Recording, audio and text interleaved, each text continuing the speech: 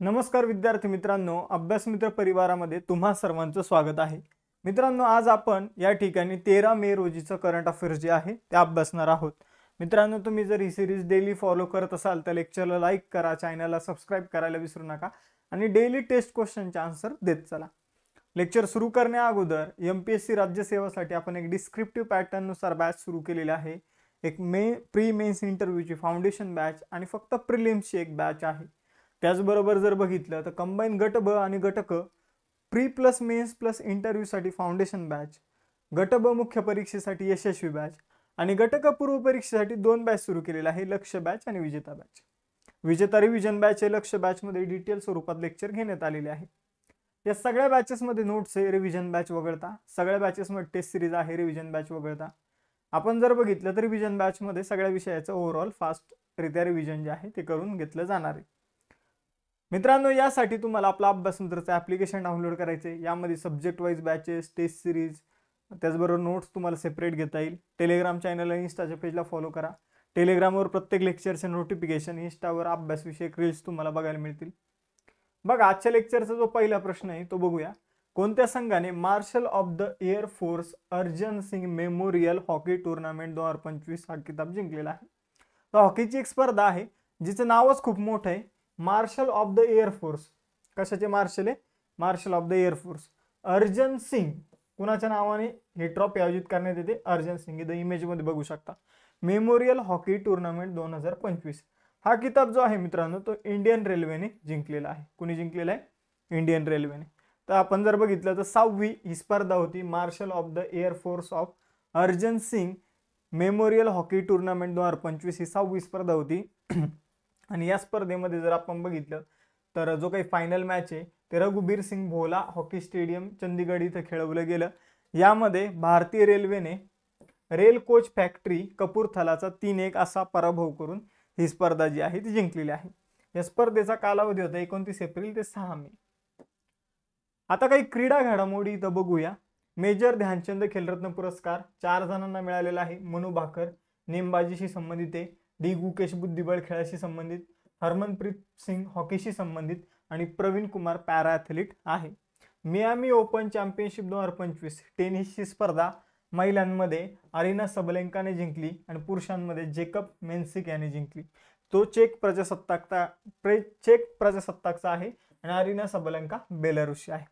Khelo India para games 2025 जे आहे ते हरियाणाने जिंकलेले आहे, ज्यामध्ये त्यांनी सर्वाधिक 34 सुवर्ण, 39 रौप्य आणि 31 कांस्य पदकासह 104 पदकं जिंकली. महिला प्रीमियर लीगचे विजेता राहिलेला आहे मुंबई इंडियन्स, उपविजेता दिल्ली कॅपिटल्स. इंडियन ओपन 2025 जी काही पुरुषांची स्पर्धा होती स्क्वॉशची, त्याचं विजेतेपद जिंकलेलं आहे करीम एल टॉनिकने आणि महिलांचं विजेतेपद जिंकलं अनाहत सिंगने. 41वा स्पॅनिश सुपर कप जो आहे तो FC बार्सलोनाने जिंकला. खेलो इंडिया हिवाळी गेम्स जे आहे तर ते भारतीय सेनाने जिंकले. एकूण 18 पदकं त्यांनी जिंकली, ज्यामध्ये आपण जर बघितलं तर 7 सुवर्ण पदकं, 5 जे आहे रौप्य पदकं आणि 6 कांस्य पदकांचा समावेश आपल्याला बघायला मिळतो. दुसरा क्वेश्चन तुमच्या समोर आहे. भारत सरकारच्या पर्यावरण मंत्रालयाने मे 2025 मध्ये प्रसिद्ध केलेल्या अहवालानुसार लडाखमध्ये हिमबिबट्यांची संख्या किती आहे? तर लडाखमध्ये हिमबिबट्यांची संख्या आहे मित्रांनो 477. ही एकूण संख्येच्या 66% आपल्याला बघायला मिळते. तर पर्यावरण मंत्रालयाने दिलेल्या आकडेवारीनुसार 477 हिमबिबटे आपल्याला लडाखमध्ये बघायला मिळतात.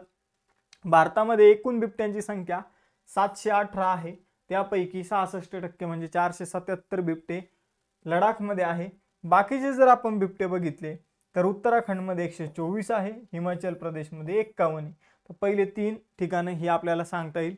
त्याचबरोबर जर बघितलं तर हेमिस नॅशनल पार्क जो आहे कारगिल आणि लेहमध्ये, तर इथं जगातील सगळ्यात जास्त हिमबिबटे आपल्याला बघायला मिळते.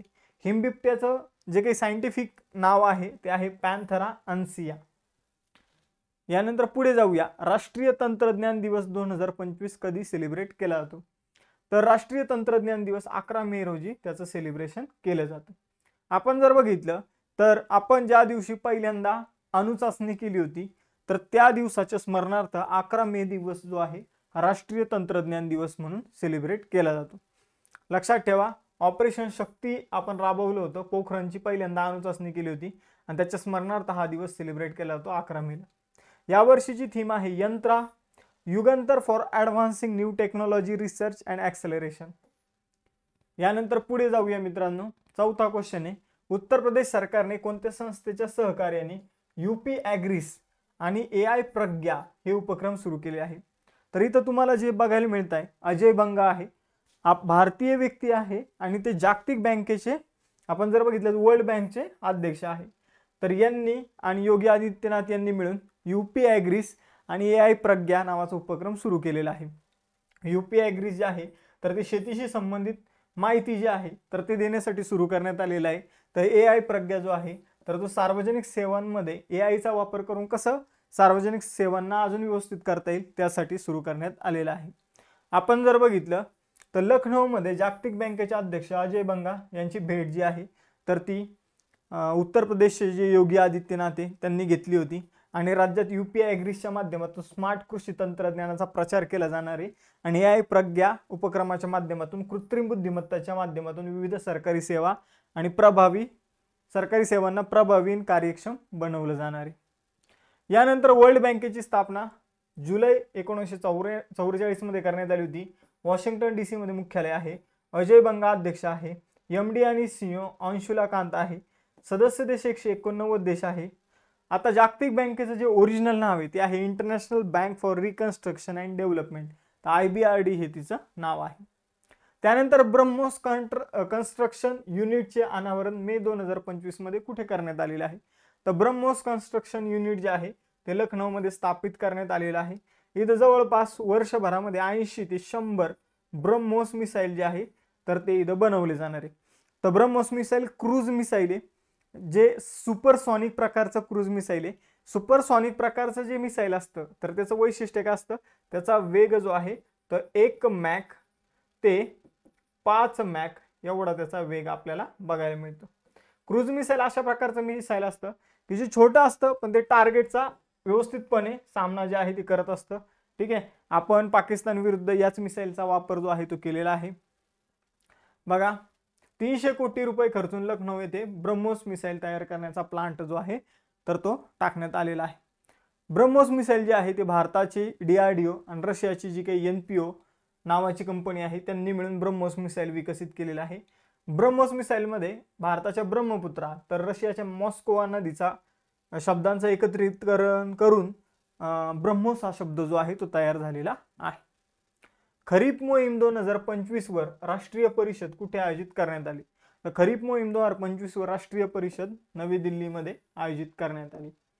बघा मित्रांनो, आपले जे काही कृषी आणि शेतकरी कल्याण आणि ग्रामीण विकास मंत्री जे आहे शिवराज सिंग चौहान यांच्या अध्यक्षतेखाली पुसा कॅम्पस नवी दिल्ली या ठिकाणी खरीप मोहीम 2025 या विषयावर राष्ट्रीय परिषद आयोजित करण्यात आली. आपण जर बघितलं तर खरीप हंगाम जो आहे तो जून ते सप्टेंबर या काळामध्ये आपल्याला बघायला मिळतो. मग त्या काळामध्ये कृषी उत्पन्नाचं नियोजन कसं करायचं, राज्यांसोबत समन्वय कसा साधायचा आणि जास्तीत जास्त उत्पादन कसं घ्यायचं तर यावर चर्चा करण्यात आली आहे. यानंतर मे 2025 मध्ये कोणत्या देशाच्या क्रिकेट बोर्डने महिला क्रिकेटमध्ये ट्रान्सजेंडर खेळाडूंच्या सहभागावर बंदी घातली आहे. तर इंग्लंडच्या क्रिकेट बोर्डने महिलांच्या ज्या काही क्रिकेटच्या स्पर्धा आहे त्यामध्ये ट्रान्सजेंडर खेळाडू जे आहे तर त्यावर बंदी घातलेली आहे. तर लक्षात ठेवा, इम्पॉर्टंट क्वेश्चन आहे. आपण जर बघितलं तर काही खेळाडू जे आहेत ट्रान्सजेंडर असतात, त्यांच्यामध्ये स्त्रियांपेक्षा जास्त शक्ती असते. मग त्यामुळे जे स्त्रियांचं वुमन क्रिकेट आहे त्यावर कुठंतरी अन्याय होताना आपल्याला बघायला मिळत होता. तर त्यामुळे ही बंदी इंग्लंड आणि वेल्सच्या क्रिकेट बोर्डाने घातली आहे. त्यानंतर 8वा क्वेश्चन आहे, सॅफ अंडर-19 चॅम्पियनशिप 2025 कुठे आयोजित केली जाईल. तर सॅफ म्हणजे साऊथ एशियन फुटबॉल फेडरेशन. तर याची अंडर-19 चॅम्पियनशिप जी आहे मित्रांनो तर ते पापुम पारे अरुणाचल प्रदेशमध्ये या ठिकाणी आयोजित केली जाणार आहे. बघा मित्रांनो, हिचं आयोजनाचा कालावधी 21 मे ते 31 मे. आपण जर बघितलं तर अरुणाचल प्रदेशमध्ये आयोजन होणार आहे. मोस्टली विजेता भारतच असेल. बघूया पुढे काय होतंय ते. बघा सॅफचा फुल फॉर्म मी तुम्हाला ऑलरेडी सांगितलं, साऊथ एशियन फुटबॉल फेडरेशन. तर याची अंडर-19ची अंडर-19 प्लसची अंडर-16ची वेगवेगळ्या फुटबॉल स्पर्धा आयोजित करण्यात येतात. तर सॅफची स्थापना 1997 मध्ये करण्यात आली होती. मुख्यालय ढाका बांगलादेशमध्ये आहे. सदस्य देश भारत, बांगलादेश, नेपाळ, श्रीलंका, मालदीव, भूटान आणि पाकिस्तान. यानंतर 9वा क्वेश्चन आहे, भारतीय गुंतवणूकदारांना आणि पर्यटकांना आकर्षित करण्यासाठी कोणत्या देशाने 10 वर्षाचा गोल्डन व्हिसा सुरू केलेला आहे? तर बघा मित्रांनो, व्हिएतनाम सरकारने 10 वर्षाचा गोल्डन व्हिसा भारतीयांसाठी सुरू केलेला आहे. हा व्हिसा मिळवण्यासाठी भारतीयांना व्हिएतनामच्या काही कंपन्यांमध्ये काही गुंतवणूक करावी लागेल आणि मग जर तुम्ही ती गुंतवणूक केली तर तुम्ही व्हिएतनाममध्ये 10 वर्ष राहू शकतात. अशा प्रकारचा हा व्हिसा तुम्हाला मिळणार आहे. तर UAE सुद्धा असा व्हिसा देते गुंतवणूकदार फेमस व्यक्तीला. आता व्हिएतनामने सुद्धा सुरू केलेला आहे. तर एकूणच गोल्डन व्हिसा काय असतो हे मी तुम्हाला सांगितलेलं आहे. गोल्डन व्हिसामुळे त्यांच्या अर्थव्यवस्थेला काय मिळतो? बूस्ट मिळतो. त्यामुळे बरेचसे देश हा गोल्डन व्हिसा लॉन्च करत असतात. व्हिएतनाम आशिया खंडातील देश आहे. हनोई राजधानी आहे. डोंग चलन आहे. फाम मिन छिन जे आहे ते पंतप्रधान आहे आणि राष्ट्रपती आहे लो कोंग. बघा 10वा क्वेश्चन आहे, मे 2025 मध्ये 72व्या मिस वर्ल्ड फेस्टिवल मध्ये प्रतिष्ठित मानवतावादी पुरस्कारासाठी कुणाची निवड करण्यात आलेली आहे? तर कोविडमध्ये एकदम जबरदस्त कामगिरी केलेले सोनू सूद जे आहे तर त्यांची निवड जी आहे ती 72व्या मिस वर्ल्ड फेस्टिवल मध्ये मानवतावादी पुरस्कारासाठी निवड जी आहे ती झालेली आहे. बघा मित्रांनो, कोविडमध्ये त्यांनी बेस्ट काम केलं होतं, त्यामुळेच त्यांची निवड जी आहे ती करण्यात आलेली आहे. मानवतावादी पुरस्कार मिस वर्ल्ड ऑर्गनायझेशनच्या माध्यमातून दिला जातो जे व्यक्ती समाज कल्याणासाठी काम करतात. कोणत्या राज्य सरकारने अनुभवी कलाकारांना मदत करण्यासाठी पंडित लक्ष्मीचंद कलाकार सामाजिक सन्मान योजना सुरू केली आहे? तर बघा मित्रांनो, जे अनुभवी कलाकार आहे मग कोणत्याही क्षेत्रातील असू द्या तर त्यांच्यासाठी हरियाणाने पंडित लक्ष्मीचंद कलाकार सामाजिक सन्मान योजना सुरू केली आहे. आपण जर बघितलं तर या योजनेत संगीत, नृत्य, चित्रकला, नाट्य यासारख्या क्षेत्रातील दशक काम करणारे जे काही ज्येष्ठ कलाकार आहे त्यांना मासिक आर्थिक मदत जी आहे तर ती पंडित लक्ष्मीचंद कलाकार सामाजिक सन्मान योजनेच्या माध्यमातून मिळणार आहे. यानंतर बघा मित्रांनो, हरियाणा राजधानी आहे चंदीगड. 1 नोव्हेंबर 1966 मध्ये स्थापना झालेली आहे. चंदीगड हा मुळात एक केंद्रशासित प्रदेश पण आहे. नायब सिंह सैनी मुख्यमंत्री आहे आणि बंडारू दत्तात्रय राज्यपाल आहे. 12वा क्वेश्चन, जागतिक ल्युपस दिवस 2025 कधी साजरा केला जातो?